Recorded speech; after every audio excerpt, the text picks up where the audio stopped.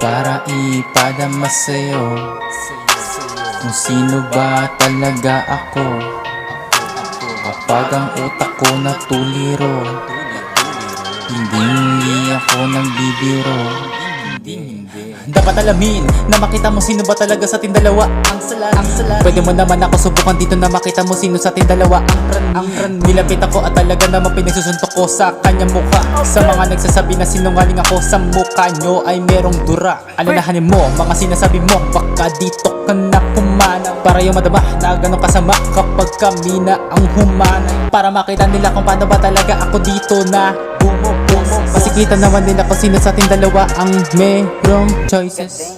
Para ipadama sa'yo kung sino ba talaga ako.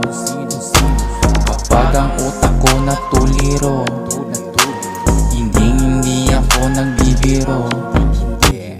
Para ipadama sa'yo kung sino ba talaga ako. Kapag ang utak ko natuliro, hindi ako nagbibiro. Kabisado ko na ruta kung saan ba dapat pumunta. Kailangan ko na lang na iwasan ng mga diputa. Kasi nga kailangan ko iwasan niya, baka sa huli ako pa makagat. Alam mo agad, di na para pagtakpan parang pamagat. Para malaman nila kung paano ako manita. Kung sakali mamakitaan ng kahinaan, hindi yung madali at ako'y pinipilahan ng mga problema na hindi ko inasahan. Kaya mga tao dumidikit sa akin, tinuring kong basahan. Hindi nila alam kung bakit ba ako gano'n. Sabi nila baka lahat lang yon ay nagkataon. Dun sila nagkakamali.